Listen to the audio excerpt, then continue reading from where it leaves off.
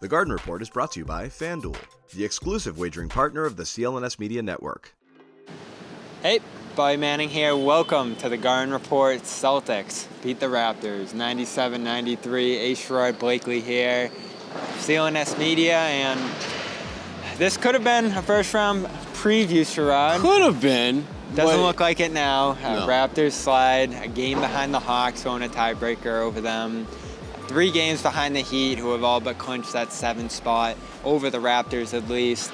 And I worried about Toronto a little bit for much of this season. Tonight, though, the Celtics made them look pretty hapless and incompetent. 18% three-point shooting night. Almost looked at times like the Raptors were tossing shots up there and just trying to chase them down, and they did so successfully for a lot of this game and pushed Celtics within 2 points by the end of it. So we've seen through 3 games that Toronto can keep it close with Boston, but now this is 3 straight times that the Celtics have beat them. Is this kind of how a playoff series would go against them as well, you think? CLNS Media's Celtics coverage is brought to you by FanDuel. Sign up at FanDuel.com/Boston and make every moment more on America's #1 sportsbook. Yeah, I mean, the thing about Toronto is that the way they're built, and Nick Nurse talked a little bit about this pregame, about how just their wing defensive versatility, they match up fairly well with Boston. And I think that's a big part of why they're able to keep games relatively close. But at the end of the day, you know, this has got to be just an absolute dagger type loss because the Celtics were down 3 starters. The Celtics and Toronto flip side, you had all your main guys ready to go, and you still found a way to lose. And that it's disappointing. For the Celtics, the gratifying part is it gave a lot of guys opportunities to get out there, play more extended minutes. Malcolm Brogdon continues his 6th Man of the Year campaign. Big game from him. Jaylen Brown, which shows how great Jaylen is.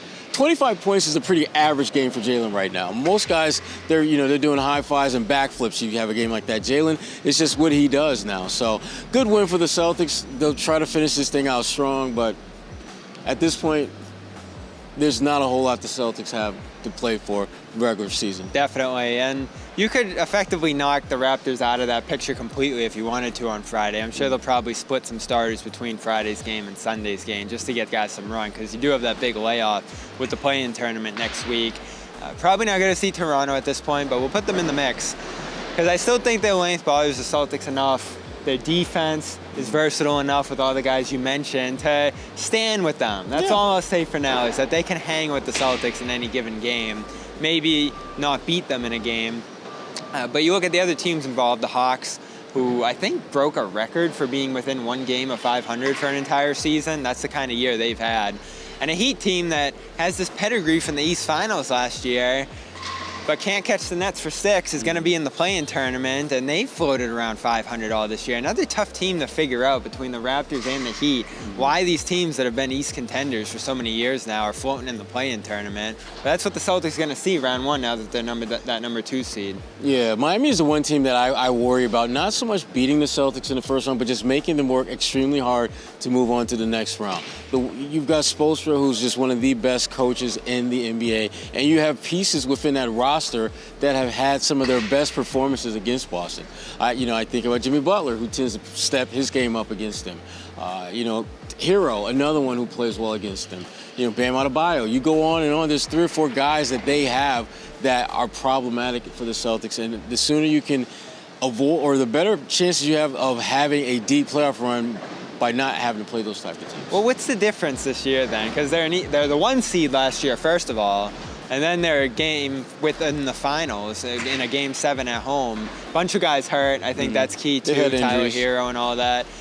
And then this year, they can't get out of their own way. Now, they split the season series with the Celtics, beat them in January in a pretty impressive win down there where they stole the ball from Tatum on the last play. So they can match up with the Celtics in their own right, as you mentioned. But that offense is 26. They lose baffling games. I think they lost 129-100 to the Nets last week. I have a tough time explaining why they're number 7 if they are that team that's concerning you round 1. Well, you just wonder if Lowry is going to be able to figure it out and get back to the guy that helped Toronto win a title just a few years ago. I think his decline has been a big part of why they've struggled. I think Jimmy Butler is at that point in his career where the regular season he's kind of disinterested, knowing that when the playoffs roll around, he's going to step his game up. And I think a couple other guys have that kind of flip the switch mentality as well. But that's a team that, again, I don't see them beating the Celtics, but I definitely think they can make the Celtics work to get out of that first round because of the way they're constructed. Atlanta's here on Sunday. They have Trae Young, they have DeJounte Murray, they have a bunch of big guys. No one's talking about them. I think they're the most disrespected team out of the three we mentioned here. Yeah. What kind of threat do they present to Boston? Well, they're disrespected because they don't play well together. I mean, you talked about some very good individual players, but when you put them in the same jambalaya pot of talent, it just doesn't taste good. And now with a new coach at midstream, Quinn Snyder, who I think will eventually get them on track, it's just not going to happen right now. They're not going to be a very good playoff team because their best player, I just don't think, is the best team player to elevate that team to where they need to be a contender. If we're ranking it on our preferences, we've talked talked Atlanta. about it. You want Atlanta? I want Atlanta. Make the case.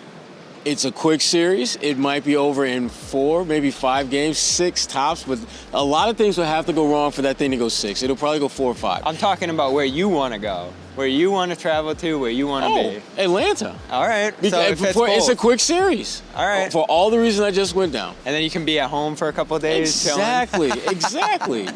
I know the Chad's going to want this, and I want it too.